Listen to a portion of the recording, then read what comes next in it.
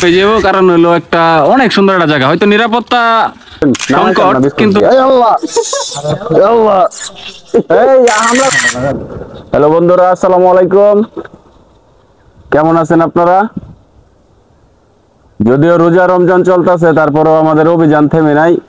আমরা আজকে নতুন জায়গার উদ্দেশ্যে যাত্রা করতেছি বায়ানচারিলিয়া। সবাই পাশে থাকুন, দেখতে থাকুন আজকে আমরা কোথায় যাচ্ছি। জায়গাটা অবশ্যই সুন্দর এবং খেলা হবে বাদর নাচ।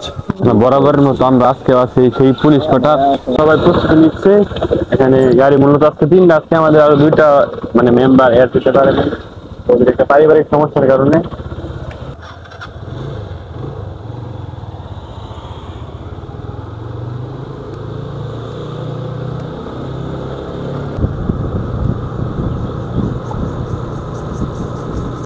তো আজকে বাই ব্রাদার্স নিয়ে যাত্রা শুরু করেছি। রাস্তা আসলে আমাদের গন্তব্য যেখানেই হোক, রাস্তার যে সৌন্দর্য এগুলি মন কেড়ে নিচ্ছে। চারদিকে সবুজ গাছপালা, সব গাছে গাছে নতুন পাতা, সত্যি দেখতে খুবই সুন্দর লাগছে। এটি হচ্ছে বড়ডোবা টু মধুপুর রোড। রাস্তার দুই পাশে খুবই সুন্দর সবুজের অভয়ারণ্য। আসলে এই রাস্তা দিয়ে যাতায়াত করলে এমনিতেই খুবই ভালো লাগে। আর রাস্তার দুই পাশের ভিউয়ের কথা তো আপনারা দেখতেই পাচ্ছেন। তো আমরা যাচ্ছি আজকে রোজা রমজানের দিন, তারপরেও একটু ঘুরতে বের হয়েছি। ঈদের ছুটিতে সবাই বসে থাকার চাইতে একটু ঘুরলে ভালোই লাগে। তো গাইস, আমরা মূলত মানে মাঝামাঝি পড়ে গেছি। আমাদের পিছে একজন পড়ে গেছে আর সামনে একজন অলরেডি ওভারটেক করে গেছে গা। সে মনে করেন যে আগের রাস্তা মানে ওই দিকে একটা রাস্তা হেঁটে চিনে, এই রাস্তাটা মূলত সে চিনে না। যার কারণে ওর জন্য ওয়েট করতেছি, কল দিয়ে সে আসলে আমরা ওরে নিয়ে এখান দিয়ে আবার বাগের উদ্দেশ্যে রওনা দিব। চলে আসছে, আমরা ওদের জন্য ওয়েট করার পর এখন আমরা আবার রওনা দিচ্ছি এই রোডে।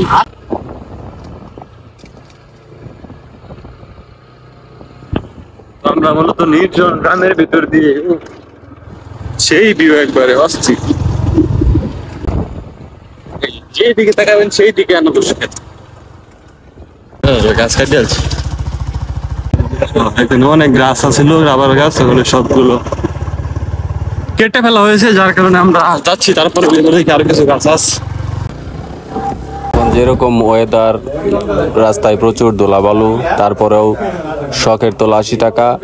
আমরা রওনা করেছি, আমরা যাবই, সেটাই বড় কথা। তবে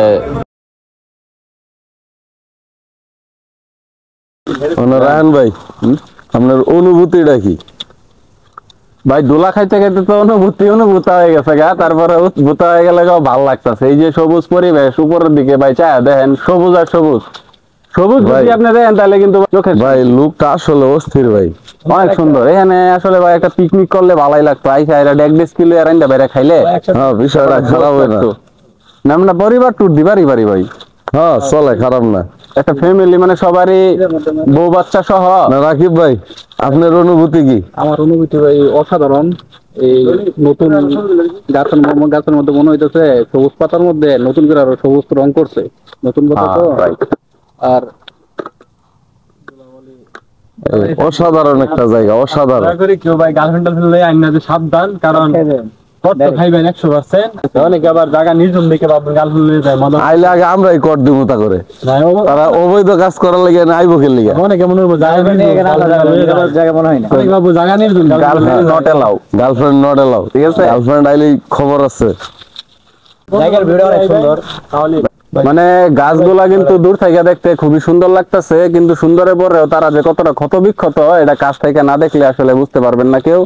এই দেখেন গাছটা কত সুন্দর একটা গাছ, কিন্তু এই গাছের প্রতিটা অংশেই ছাল তুলে ফেলছে।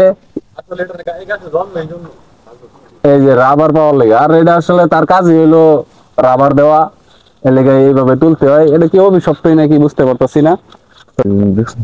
ছোটবেলা আমরা যে খেলাইতাম, কি বলতে পঞ্চার বল না, এই পঞ্চার বল যে খেলাইতাম, এটা কিন্তু আসলে ভাই বিষয়টা দেখছেন।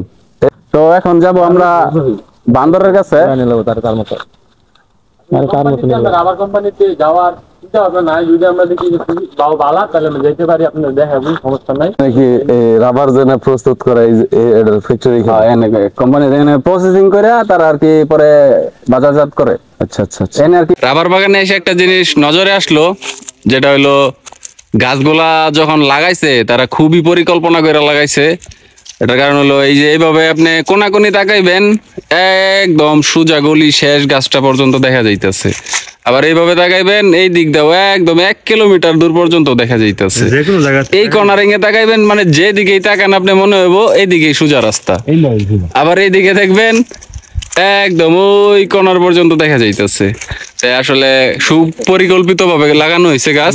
চতুর্দিক দিয়ে একই অবস্থা। হ্যাঁ, চতুর্দিক মনে হয় সোজা রাস্তা, শেষ নাই। ফটো শুটের পর্ব চলতেছে, আমাদের ফারহানের ছবি তুলতেছে। বিষয় হইতেছে ভাই সবারই ছবি তোলা শেষ, এখন আমরা কয়েক লক্ষ ছবি তুলছি। হ্যাঁ, এটি আপনারা দেখবেন আর বিরক্ত হইবেন, ছবি একে একে আপলোড হইব। তো এখন আমরা যাইতাছি বান্দরের খেলা দেখবার, তাই আমাদের সাথেই থাকুন, বান্দরের কাছে যাইতাছি। আর আসলে জায়গাটার বিষয়ে যতই আমরা প্রশংসা করি কম হয়ে যাবো, কারণ হলো একটা অনেক সুন্দর একটা জায়গা। হয়তো নিরাপত্তা সংকট, কিন্তু মনে করেন যে আমগর মতো আইলে আঙ্গরে কি করবো, 5-6 জন আইলে ভাই সমস্যা। কিন্তু মহিলা টহিলা বা আদার্স মানে বুঝে নিতে ব্যাপারটা এরকম আর কি। সবার যার যার সেফটি যার যার দিতে হইব। বাংলাদেশের অবস্থা এখন ভালো না। আমরা মূলত এই পর্যন্ত আইসা সিদ্ধান্ত একটু পরিবর্তন করলাম। তো আমরা এখন আগে যাবো রাবারের যে কারখানা আছে ওইটাতে, ঠিক আছে? তারপর যাবো বান্দর দেখতে। সেইখানে আসলে আপনার একটু একটু সবকিছু মানে মানে মাথার মধ্যে ভালোভাবে রাস্তাটা ঢুকিয়ে তারপর আসবেন, ঠিক আছে? কারণ মনে করেন যে আপনি যেই দিক থেকে তাকাইবেন ওই দিক থেকে রাস্তা একই দেখবেন, কারণ এটা অনেক বড় এরিয়া। আসলে রাস্তার মুসুর টুসুর সবকিছু একই রকম লাগে, ঠিক আছে? এটা শুধু গাছ রাবার বাগানও না, পাশাপাশি আনারস বাগানও, ঠিক আছে? গাছ আমরা অবশেষে চলে আসলাম এর আবার প্রস্তুত কেন্দ্র, এটাই রাবার ফ্যাক্টরি। তো এটার ভিতরে আমরা যাওয়ার দেখি। তো গাইস আমরা এখন এটার সামনে উপস্থিত। আসলে এই গাড়িগুলো দেখি সেটা আমরা এটা বুঝতে পারতাছি না। যদি আপনারা জানা থাকেন সবাই একটু কমেন্টে বলেন, ঠিক আছে? গাইস অবশেষে আমরা অনুমতি পেয়ে গেলাম আর কি ভিতরে ঢুক। গাইস এখানে মূলত গেটের সামনে লেখা আছে যে বিনা অনুমতিতে প্রবেশ নিষেধ। তো আমরা আগে ঢুকছিলাম না, তো এক ভাইয়ের কাছ থেকে জিজ্ঞেস করে তারপর আর কি ভিতরে ঢুকলাম। ভিতরে যাওয়া যাক।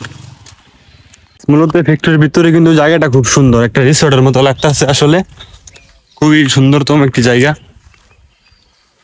যাই দেখলাম টুকটাক, তার একটি দ্বিতীয় পার্ট আসবে রাবার প্রসেসিং এর। আর এই রাবার বাগানটি হচ্ছে ময়মনসিংহ জেলা ফুলবাড়িয়া উপজেলার কেশরগঞ্জ বাজার থেকে প্রায় 8 কিলোমিটার পশ্চিমে আঁকাবাঁকা গ্রামীণ মেঠোপথ পেরোলে চোখ পড়বে নয়নাবিয়াম পাহাড়ি বনাঞ্চল সন্তোষপুর। প্রায় 106 একর জমি নিয়ে এই বিস্তার। বনের একটি বড় অংশ উজাড় করে 80-র দশকে তৈরি করা হয়েছে রাবার বাগান।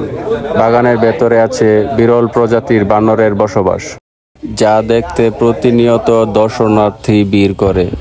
তো গাইস অবশেষে আমরা সেই বান্দরের স্থানে চলে আসছি।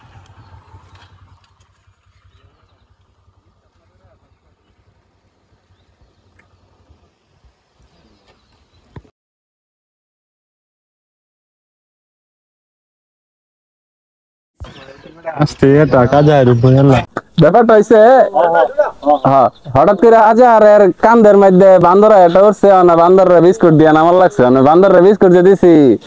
আরেক রাজনীতিবিদ ওই যে ভাই কই উঠছে যাহেরা, বিস্কুট লয়ে উঠছে ডাইরেক্ট গাছ কেউ দিত না। কিরে মামা, তুই আমার গাড়ির চাক্কা ধরে লয়ে বসছিস কে লাগা, কিছু কইবে? এটা করুন যেত না, তাহলে যাই আমরা তবরে না রাইতাম না। কামড় টামড় দেয় নাকি? এটা আমি ভাই এগুলো কামড় দেয়। দোকানদার ভাই ডাক দেওয়া মাত্রই বুঝে আলছে, তাহলে খান প্রস্তুত হইছে। একটু আগে দিন ভাই, একটু আগে দিন মাঠের দিকে।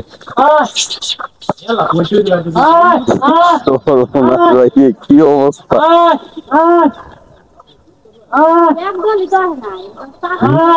একদমই বলে আইসে না ভাই। ভাই আরেকটা তো আমার ভাই আজহারে বিরাট পছন্দ। বুঝছে তোরা ধরলে পাওয়া যা। এইবার শেষ মাস আমার এই ধরে দিল ভাই। কিচ্ছু করতো না আচ্ছা এই আজাদ ভাই আপনার অনুভূতি কি? আমার অনুভূতি ভাই ভয়ঙ্কর ভাই আবার লে লে ভাই এটা কি হলো ভাই শেষ করে আমারই ধরে দিল ভাই লয়ে লন নামাইতাম না বিস্কুট দিয়ে এই আল্লাহ আল্লাহ এই হামলা করিস না ঈদ সামনে এই আজার চালায় লয় আমরা এত যাইতাছে না এটা দেওয়াকে চালায় তারে এই যাও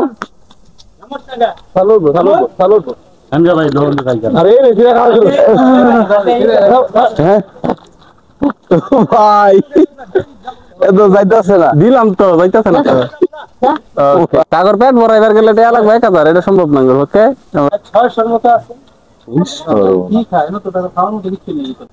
ভাই এরা তো নাকি এই এলাকার ভাই কঠিন বড় চোর ভাই কি চুরি করে ভাই এলাকার বলে যাচ্ছে সব চুরি করে লয় খায় এত এটা বিরাট খারাপ করে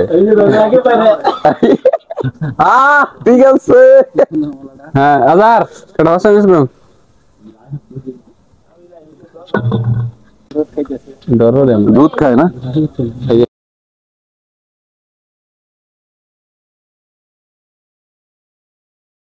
তো গাইস এখন আমরা এখান থেকে মূলত বিদায় নিচ্ছি বান্দর দেখার আশ মিটে গেছে বাংলা কথায় কারণ ভাই যেমনি কান দেখতেছে ফাল মারে উঠে পড়ে ভাই না কিছু দিলেন আমি না কান ধরতে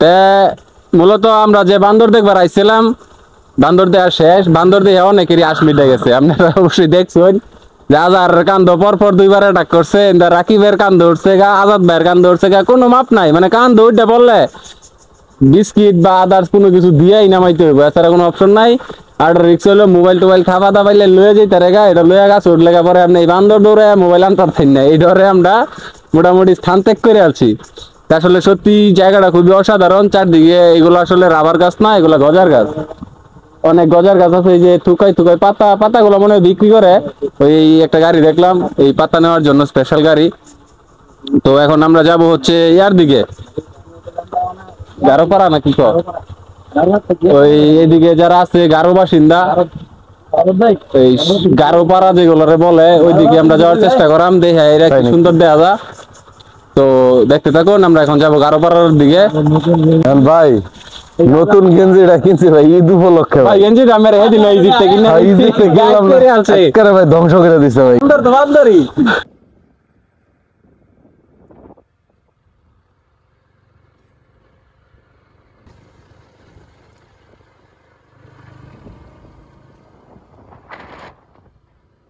তো গাইস একটা বিষয় আমরা দুঃখিত আমরা আপনাদের বলছিলাম যে আমরা এই গারো বাড়িটাই দেখাবো তো গারো বাড়িতে তো দেখলাম ভাই এগুলো মনে হলো যে মানে ওইরকম দেখার মতো কোনো কিছু দেখলাম না তো যার কারণে আমরা এটা মানে স্কিপ করলাম স্কিপ করে আমরা আমাদের বাড়ির উদ্দেশ্যে রওনা দিলাম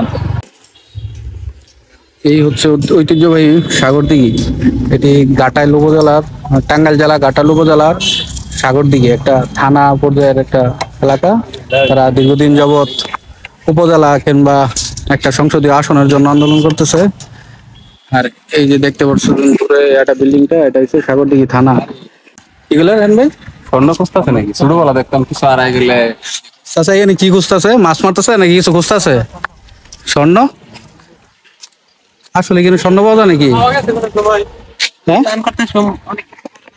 ও এটা কি আর স্নান করে নাকি সনাতন ধর্মাবলম্বী যারা আছে তারা স্নান করে না তখন স্বর্ণ অলঙ্কার যেগুলো পরে এগুলা খুঁজতেছে হ্যাঁ এটা কি এটাতে কি আসর দিলে কি এটা স্বর্ণ টর্ণ কোনো কিছু আছে কিনা এটা বারে করবো নাকি মাড়ি তুললে পরে ধুইলে যদি পায় আচ্ছা